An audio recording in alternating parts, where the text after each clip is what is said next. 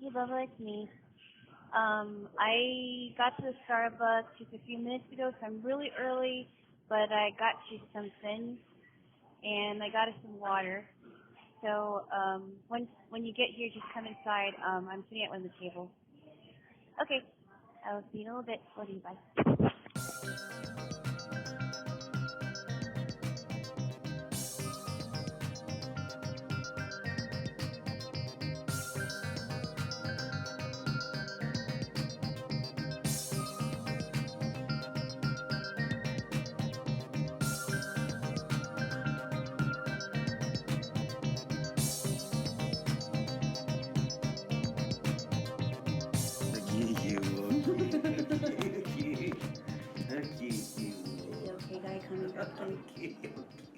Okay.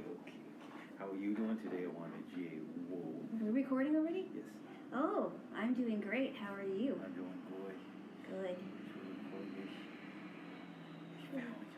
It's Valentine's Day. Happy Valentine's Day, everybody, whoever's listening. I love you. I love you too. What have you been getting into recently? Well, I finished 2 series. Which ones? 2 book series. I finished, actually no, let me take that back. I finished 1 series. It was the Emily series, the Emily book series from Lucy Maud Montgomery, and I started a new one. Yes. Tell us, I'm going to do something. I'm just going to close that window, but yeah. Talk a little bit about the Emily series. I'll wait till you're done with the window. You can start. Well, it's a little bit distracting. No wonder why I felt a little bit chilly. So the Emily series consists of 3 books. It's about a young lady named Emily Starr who is sent to live with her relatives in New Moon Farm, her relatives on her mother's side after her father dies. Her mother has died when she was about 4 years old, and she gets sent to the farm at age 11. And the first book explores her love of writing and how much she wanted to write, but her aunt really didn't want her to start writing stories because she thought it was nonsense, and how strict her aunt was. She lives with two of her aunts that were pretty much spinners. They never got married or had children. Spinners? Yes. Is it spinsters? Spinsters, excuse me, not spinners. Spinsters. I love how you say things. I'm sorry, I got the wording wrong. Go ahead. Excuse me. Just keep going. Excuse me. Keep going. Yeah, so they're pretty much old maids. At 23. No, they were young. They were old. They were like in their, I don't know how old they were. They were probably 60s or so. Oh my goodness.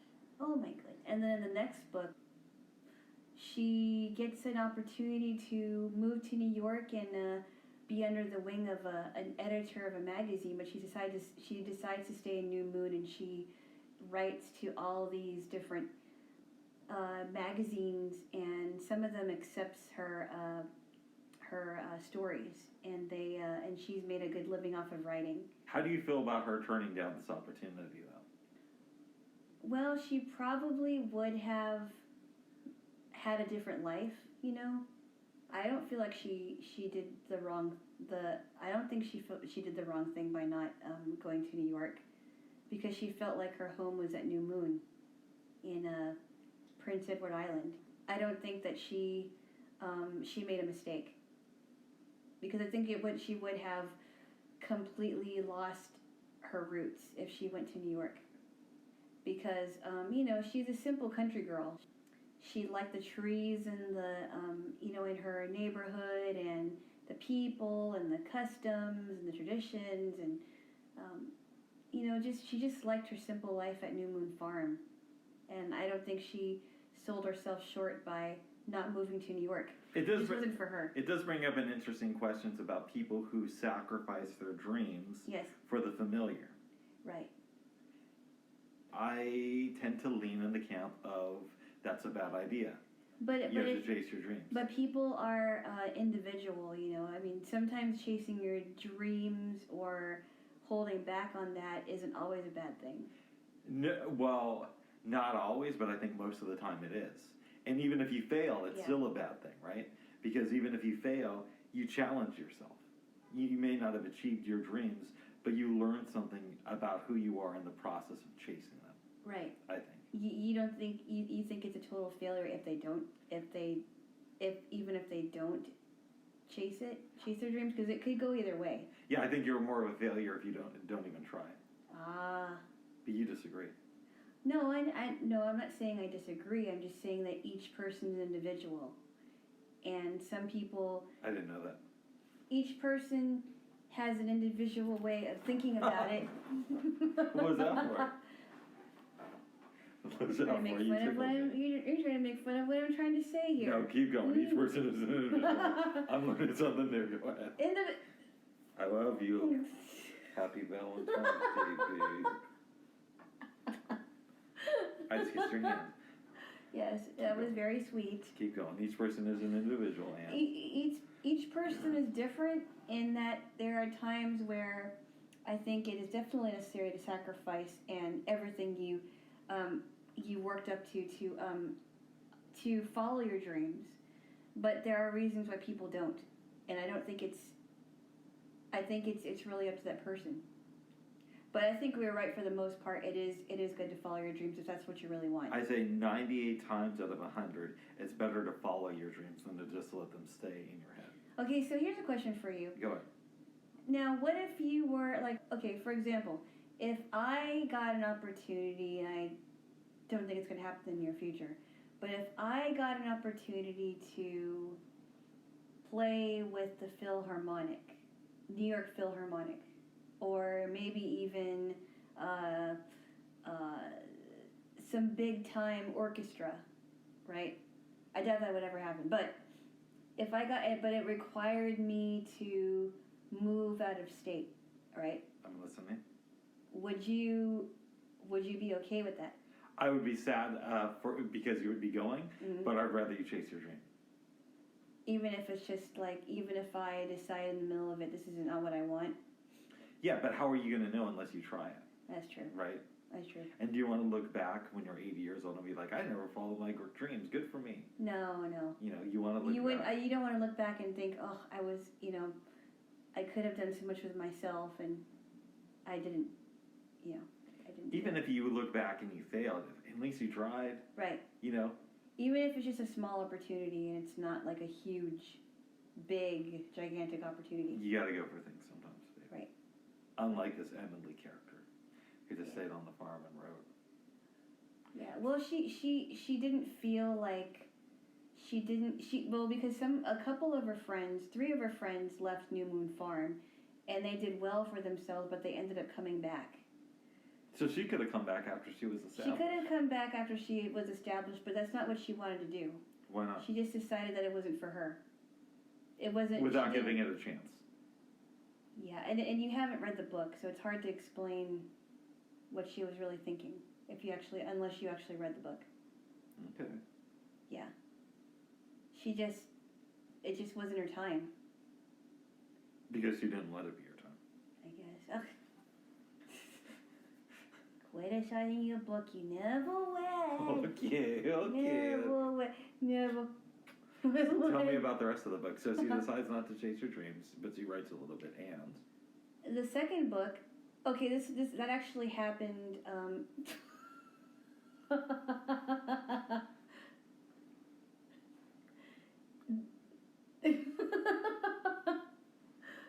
That's distracting. Go ahead. I was just using my time on the line. Keep going. On my hand, by the way. My hand. Oh. I don't want anyone to come up with weird ideas. Anyway, this happened in the first book. The second book is when she's at New Moon Farm. Everybody's left. Her friends have left. Some people have made careers as being lawyers and painters, and I forgot what her other friend was doing. But she stayed on the farm, and they've told her that her friend has told her, oh, you're actually more luckier than I am because I feel like I have to travel a lot and do all these things. Meet interesting people, have cool life experiences. You get But what I'm saying is that and have each day be the same. All right, go ahead. I do not like interruptions. I don't either. Keep going. Let me try this. Sorry. That's okay. All right, keep going. You saw that one coming. Anyway, no further commentary from you, Mr. Go ahead. And, she was actually able to make a good living, even though she wasn't doing all the things that they were doing. So she actually made quite a name for herself, even in her farm. Even in the farm that she was living in, that's on her farm. The last book is when she's pretty farther from where, farther into her writing career than she was obviously before. And she is engaged to this guy. She almost gets married to him, but realizes that she is still in love with her childhood friend. And I can't go into any more because I'm going to give it away. Okay. But it's a good. There are 3 good books, and I just started a new one, a new series called the Anne series from the same author. The first book I finished was Anne of Green Gables. So she is adopted by a brother and sister that are pretty old in their age. She has lived there with them since she was at age 11. That's in the first book. So tell me about her first 11 years before she moved in with the brother and the sister. Well, they don't really say much because she was passed from so she was adopted. She was in an orphan asylum. They called it an orphan asylum. Okay. And she was taken in by other people. She was staying with a woman named Mrs. Hammond, actually. Nice. Ironically, a family of Hammonds. My grandmother, ladies and gentlemen. No, they're fictional people. Okay. And Mrs. Hammond had 3 sets of twins, so she was taking care of the babies. She knew how to take care of kids because she was taking care of a lot of babies. Okay. And I think her husband died, and she was living with another lady named Mrs. Thomas, but she didn't treat her very nicely, and it just didn't seem like anybody wanted her. Matthew Cuthbert, who's the brother, he goes to the Bright River train station and finds her waiting there, and he's thinking that he's gonna come back with a boy, and ends up coming back with Anne. And so she lives with them. They adopt her. She lives with them for 4 years. Her guardian Matthew dies in that 4 years, and she was in the Queen's Academy to get her teacher's license. And then now I'm in the second book called Anne of Avonlea, where she's teaching at the Avonlea School, which is a neighbor to Green. The town was a neighbor to Green Gables. And all these books are set at Prince Edward Island in Canada. So I think it's kind of interesting how that is, and how it's written in the 20s, and how things were so different in the 20s and their clothes and everything. Does the Anne of Green Gables series, or the Anne of series, go from age 11 until her death? Do you know? I don't know because I just started the second book. I don't know if she dies in any of the books. Well, hopefully the last book, right? Well, I would hope she didn't. Or it would be Anna of the funeral home, Anna of the afterlife, Anne of the grave. Anna of the grave. Yeah. Yeah. Yeah. I hope it's not like that. Okay. Really? Yeah. Okay, good. Let me see if I can get my phone and tell you what I've been reading of late. Because I haven't been reading a lot this week, but let me see. I'm surprised, actually. Yeah. This week I've been taking it kind of easy with books. Mm-hmm. As you may know, I'm still doing The Artist's Way. Yep, and while you're still reading other books. Well, I'm still reading other books, which Julia Cameron, the author, says mixed things about that. But let's see. Yeah, I remember you saying that, yes. I think it's week 4. Yeah. She recommends that you don't read any other books, and I completely neglected Did not listen. that. Yeah. Yeah. But I do morning pages and Right. a lot of exercises. Right. Because that's good to do. That's good to do. Oh, I read Rum Punch, which was adapted into the film Jackie Brown, one of my favorite movies. And why is it called Rum Punch? That's a good question. They mention it somewhere in the book that they mentioned the term rum punch. Mm-hmm. But there's not really a good reason for them naming the book that. Okay, sorry, I'm looking for the water because it's somewhere in the middle of the. Oh, there it is. But were you paying attention? I was paying attention. But it's a really good book, and you still have not seen the movie. Mm-mm. Thank you for the waddle. It's possible that I have seen it, but just didn't know what the name of it was. But I don't think I did. You need to watch it sometime. Yeah. It's really, really good. Well, and I told you that movie Crooklyn was great too, from Spike Lee. And I know that you have issues with Spike Lee movies and how you think he uses a lot of music, but the music is good. There's some funny parts to it. It's things are happening in this neighborhood, and there's all these kids. Well, Spike Lee actually badmouthed the film version of Jackie Brown. Really? Yeah.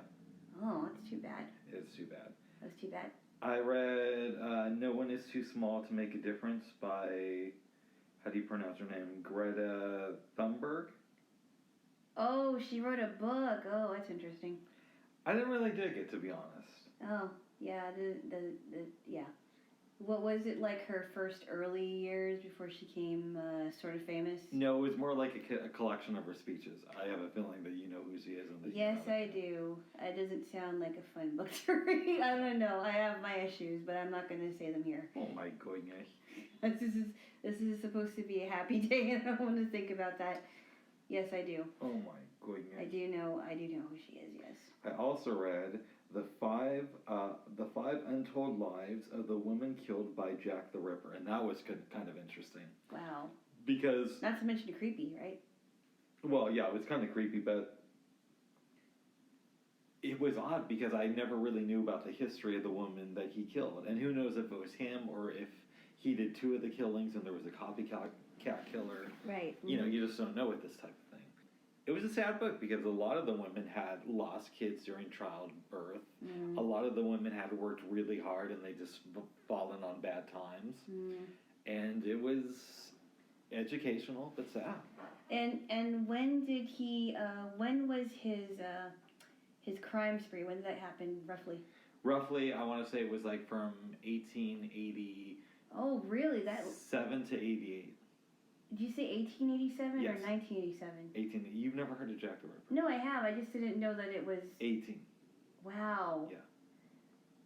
I thought maybe it was more recent than that, but I didn't realize it was at that time period. Wow. You know that there's rumors that it was actually H.H. Holmes.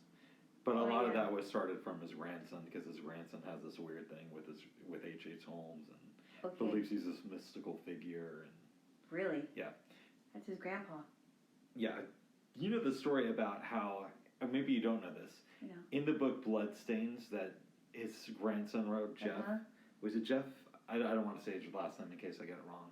But he wrote this book, and it was based on, he had inherited the journals of H.H. Holmes. Ooh. And he speculated that H.H. Holmes escaped his execution and had one of the jailers take his place. Which is completely crazy. That is crazy. That's insane. They dig up his remains, they do DNA testing, and I think it came back that he did not fake his death. Oh, wow. That's such a weird book, Bloodstains.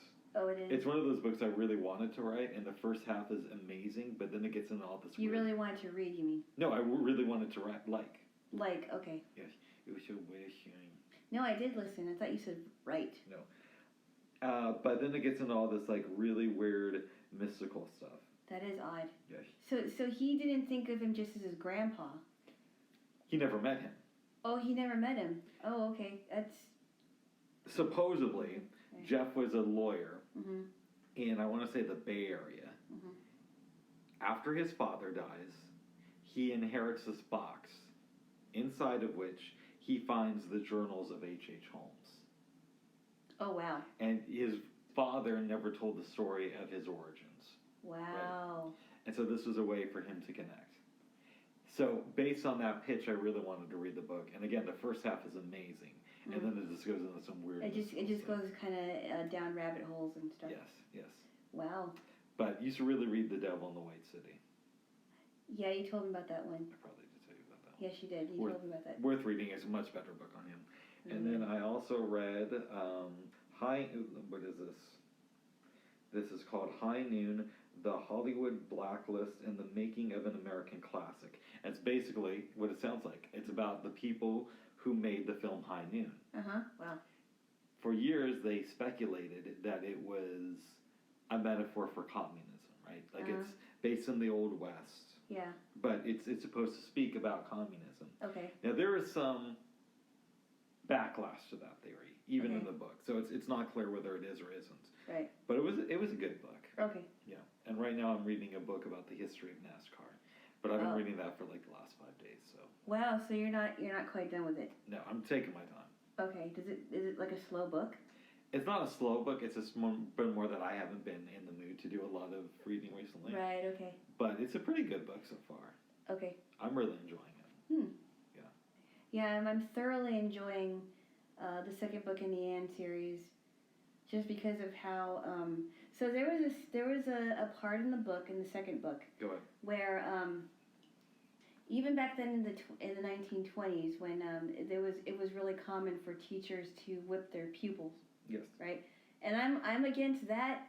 I'm not against anything that parents decide to do as far as disciplining their children, because what they do in their house is their business, right? Even though I don't know if I agree. Well, what I mean by that is that I don't think that teachers should have the responsibility to whip their students. Really?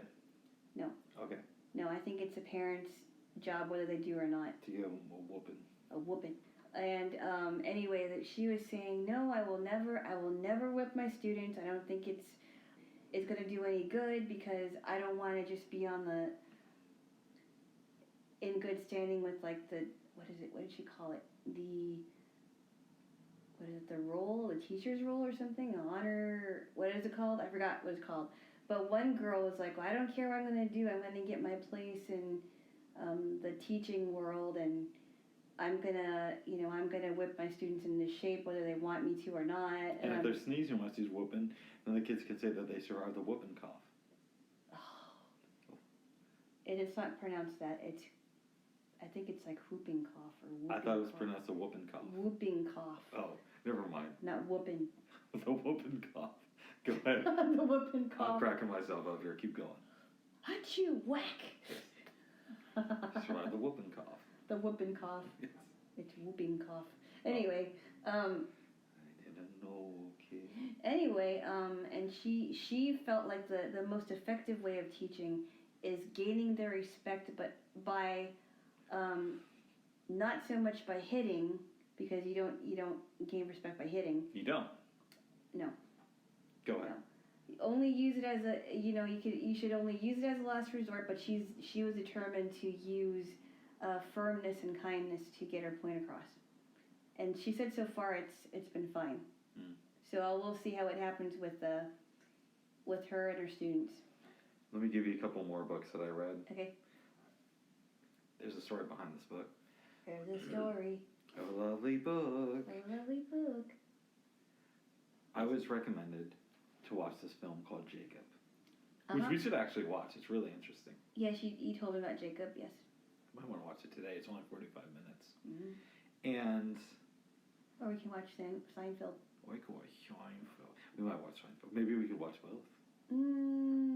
Well, you don't like the education. No, I do. I just... It's a really inspiring... I would love to watch this movie with you. And it's 45 minutes, babe. So it's about this guy, Jacob M. Appel. And he's gotten a whole bunch of degrees. He's a super smart guy. They talk about how he works in the emergency room. He's a lawyer. He used to be a professor. Wow. All this stuff. And he also writes fictional books. I watched the film. There's a service called Bard. I know you've heard of it. It's for blind people to access audiobooks. Of course, I'm on it. Right. Good for you. Good for me. The very next morning, after doing morning pages, Mm-hmm. I go to check out the recently added section of Bard. And that morning, they had added a book called Millard Salter's Last Day. And it was written by one Jacob M. Appel. It's about this doctor, and it's on his 75th birthday. He knows that he's going to kill himself at the end of the day, but it's about what his final day on Earth is like. Wow. I have to say, it's not my favorite book. Sounds depressing. No, it was actually really well done. It wasn't that depressing at all. It wasn't? No. Okay. Was there any funny parts of it? There's some funny parts to it. Oh.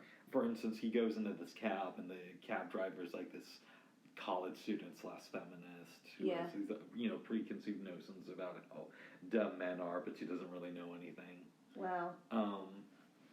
So was it like a woman? What do you mean? Was the cab driver a woman that was driving him? Yes, I said she. She was a feminist. She, okay. Yes. I wasn't sure if it was a he or a she. That's why I asked. Even though I said she. Yeah. Yes. But it was really, hold on, hold on, babe. And then another book I read was The Men Who Would Be King, an almost epic tale of moguls, movies, and a company called DreamWorks. Oh, wow. And it was about the founding of DreamWorks Films. Wow. DreamWorks Studios, rather. Right, okay. The collapse of it, what led to its breaking apart. Yeah. Now it still exists, but it's owned by Paramount. Okay. But it talked about how, people were excited because Steven Spielberg, Jeffrey Katzenberg, and David Geffen had started this company. Yeah. But then they started working for them, and they realized that the company didn't have a lot of strong direction.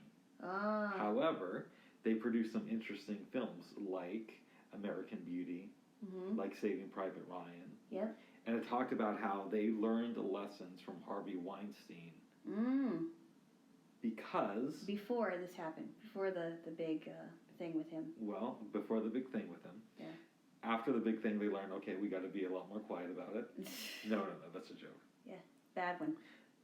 So, Steven Spielberg directs this film called Saving Private Ryan. I don't know if you've seen it. I think I did see part of it, yes. Tom Hanks is really good in that one. Tom Hanks is really good, but it's an incredible film. Yeah. It comes out. Everybody says this is an Academy Award type film, right? It's going to win all the Oscars. Miramax, that same year, releases Shakespeare in Love. Yeah, I remember that, yes. Which was considered all right. Yeah. Shakespeare in Love won a lot more Oscars, including Best Picture. Wow. Because Harvey Weinstein was really good at marketing his films to Academy voters.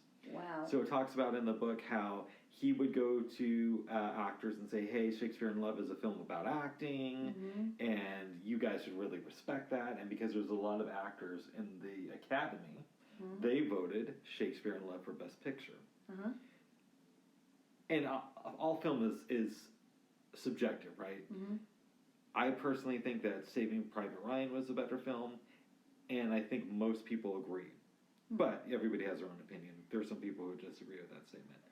However, it did not win Best Picture. Wow. So they learned a lot from that when it came to marketing American Beauty to Academy Award voters. One of the interesting story tells is Kevin Spacey, another one of your buddies from Me Too. He's not my buddy, but I remember seeing a film with him. Right. Yes. He's your buddy. No, he's not. Anyways, no, he's not. American Beauty comes out, and Kevin Spacey goes to, I forgot the name of there's some famous old age home with Oscar voters in it. Okay. He's like making them tea, really entertaining them to get the word out about this film, American Beauty. Because of his work and the work of other people like Sam Mendes and Spielberg and their publicists, Publicists, yeah. the film wins Best Picture. Wow. Yeah. Wow. So it was just an interesting story. That is interesting. Yeah. Huh. DreamWorks did do some animated things, right, didn't they? They did these films called Shrek. They did another film called Ants. They did a film called Sinbad. I think Babe is also no, not Babe. No, Babe came out before DreamWorks had any product on the market. Okay. Yeah. That was a fun movie. I never didn't saw care so much for the second movie, but the first movie was is pretty entertaining. Do you want to do your impression of the voice of Babe? I can't do it. Come on. No. I won't even know if it's good or bad because I haven't seen the movies. How about that? No, it's a good movie though. It really is. You don't want to do an impression? No, I don't. I don't do impressions of Babe the pig. Really? Why not? Because I don't know how to do that. Oh. I can't. So the person who did the voice of Babe was a voice actress, and unfortunately she's not here anymore. She also did a lot because of Harvey Weinstein. No. No, just joking. No. Bad joke. And she also did voices for Nickelodeon as well. Oh wow. And she was also acting on some of the Nickelodeon shows. What was her name? Christine Cavanaugh. Okay. She, I didn't know she died until I looked her up, and she died like a few years ago. Oh wow. She was, she played Chucky Finster on Rugrats, the cartoon. I've not seen that. It's a fun cartoon. She also Rats did of the Rug. Rugrats, yeah. Rats of the Rug. Yeah, that's a name for little babies. Okay, babies little. Babies little. She was also was a voice on this cartoon called Recess. It was a Disney cartoon called Recess. I know how much you hate Disney. Keep going. Will you stop making comments? Sorry, go ahead. And and Babe was also her also the movie that she voiced for Babe. Yeah, she was really good too. Yes, but she's gone now. Gone. She went bye. I saw a good movie last night. What was it? Ratatouille. Yes, Ratatouille. I only saw part of it. It was very enjoyable, and it's surprisingly, it's a film I've wanted to see for a long time. And I think was it Steve Carell who was either Steve Carell or no, it's not John Ratzenberger. It's Steve Carell, I think. He was the voice of the rat, wasn't he? No, it's the guy I always get confused with, Louis Black. Let me Google Ratatouille so I can give you the name. I always get this guy confused with Louis Black, and his former wife wrote a really good book. Louis Black? No, not Louis Black's wife, but the guy from the movie. Hold on. What's his name? I'm sure this is very interesting. Let's see, hold on. It is Patton Oswalt. Patton Oswalt? Patton Oswalt. He played the voice of Fleo the rat? The main rat, yeah. Okay. Yeah. Yeah. It's a really good movie. You know about his former wife, right? No. Oh God, she wrote this amazing book. And she wrote like 75% of it. Mm-hmm. She dies. Mm-hmm. Somebody finishes it off. So let me rewind a little bit. She's looking to investigate the case of the Golden State Killer, mm-hmm. who was this killer around the California area, right? Mm-hmm. Killed a lot of women back in the day. Mm-hmm. So I think when she was writing the book, he had stopped killing for something like 20 years, mm-hmm. maybe even 30. It was a long period of time. Mm-hmm. She dies, and a lot of it is assumed because he was so obsessed with writing this book. Mm-hmm. Another writer finishes it off. It's public, and like a month later, they arrest the guy that she thought did it. Wow. Yeah, and they said that her work was very helpful in catching the guy. Oh wow, was she so she was like a mystery writer? No, this isn't a mystery. She was like investigating this case. This isn't a fictional story. No, I know. No, I'm not talking about fictional mystery. Mystery is more like Anne Rice. No, I mean, I guess I should reword it. A crime story. True crime. A true crime story. Yes, a true crime writer. True crime writer. But very investigative, yeah. Wow. Yeah. Okay. You say things interesting. Yeah. What? You do. Comment. You do. Comment. It'll be like, oh, humor one. I love you. I love my Jaylo kid. You're not scoring points. What? You're not scoring points. Oh, I love you, kid.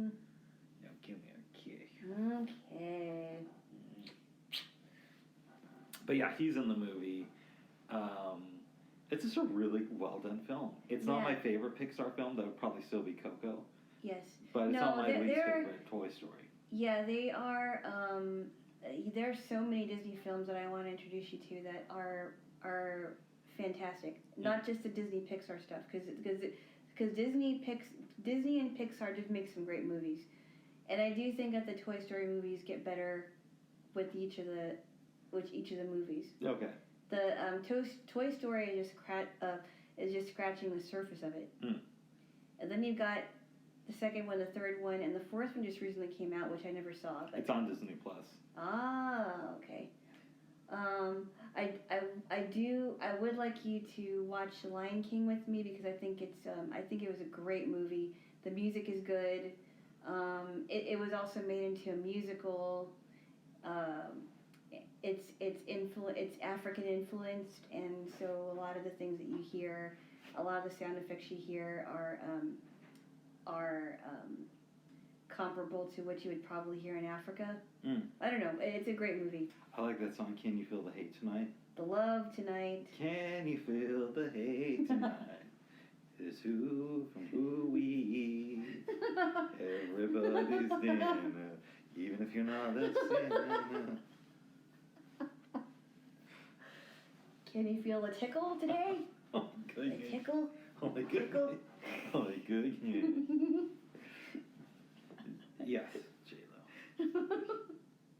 You have a lot. Just kidding. All right. Keep it together, babe. Wait a minute now. What? You can't just do that and get away with it. Why not? I love you. I love you, Jaylo. I love you, Jaylo. You'll get it later, that's for sure. Oh. Okay. Anyway. Alana? Yes. Have you seen any good films recently? No, not for a while. Oh, wait. I think the last one I did see was Coraline. I know you didn't see it, but I'm not a fan of Neil Gaiman. Yeah, I understand. And you know why. Yes, I know why, but this is not the book. I'm talking about the movie. I think he might have worked on the film, too. Yeah. It was very interesting. There's a lot of magic things going on in it. I thought it was more like kind of like a movie you would watch for Halloween, but it was good. Was it like American Gods, or did this one have a story? I don't even know what American Gods. No, it was a book that I read of his that made me not want to read any more of his stuff. I don't know anything about American Gods. You told me about it, but a lot of people love it, but okay. I don't. No, it was definitely a really weird movie. It was based on the premise of not that. No, on the premise of me sneezing. What happens when Alana sneezes? What are the germs that come out of her body like? No, it's on the premise of this girl named Coraline Jones. Yes. They moved to another place. I can't remember where it is. And her parents are very neglectful. They don't, that she's kind of in the way. Nice. In the way, to them, she's in the way. And so she finds this door. It's boarded up. It's covered during the day, but at night she's able to go through it. So she goes through it, and she's in another world where she has really loving parents. They feed her good food. They pay attention to her. They give her all these things, and then she goes back in to her house. So she has her real mother and father, and then she has her other mother and father. And she finds a doll that looks just like her, and there's a reason why. But I'm not going to give it away. Nice. Yeah. Coraline Jones. And Dakota Fanning's in it, and Terry Hatcher, and I don't know the other people that are in it. I heard that Terry Hatcher only had sex with her ex-husband once. I'm not making that up. Why do you have to mention it here? There's an interesting factoid. Okay, why? You don't think that that's interesting? No, it's not interesting. Why would you mention it after I just told you about the... More like Desperate House husband. Oh. Desperate Housewife, more like Desperate Housewife. Sounds like she wasn't married to him for too long. I think they were married for a couple of years. They had a daughter together. That was the only time they ever got together. Real? Are you serious? I was listening to Howard Stern. Hold on. He was playing clips from her interview on Oprah. And that's what she said on her interview with Oprah. I don't remember. I think she was on. I think I may have seen her on Oprah, but she really? Yeah. Wow. Yeah, he was playing clips from her on Oprah. This had to be like 2009, 2010, somewhere. Right before she ended her show in 2011. I didn't know that's when I really liked the first season of Desperate Housewives, but I didn't keep up with it after that. Right. Yeah, I did not watch Desperate Housewives. Like, I watched maybe a few episodes, but I didn't really get into it. I know a lot of people were into it. That was a thing to watch on Sunday evening. Yeah, that's right. But I was not into Desperate Housewives. I thought it was really interesting how the late Mary Alice was narrated it. Yeah. Yeah. Mm-hmm.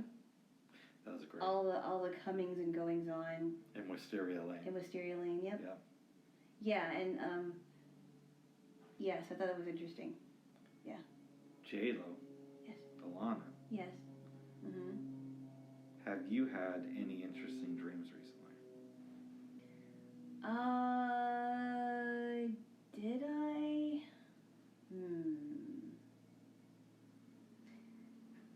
I trying to think. I don't think I did. I think I had more dreams last week, but I can't remember it right now. You don't remember the ones you had last week? You don't keep a dream journal? No, I don't.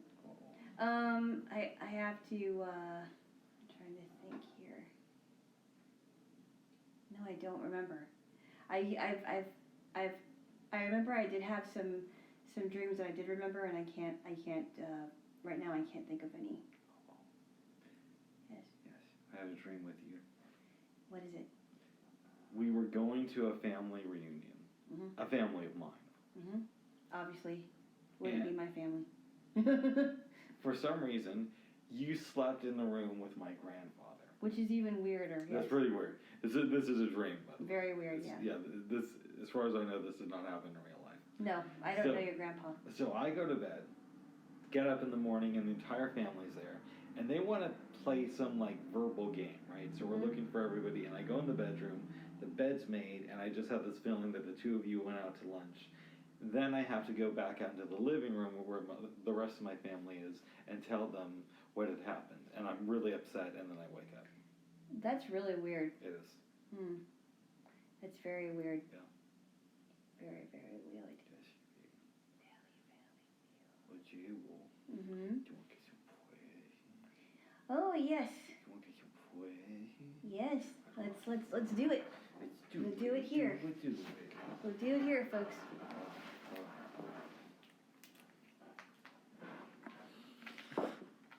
Hold on, Jaylo.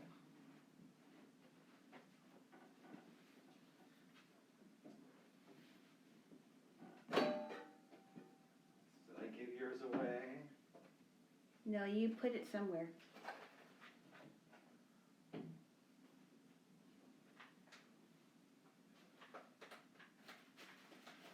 Is it in a box?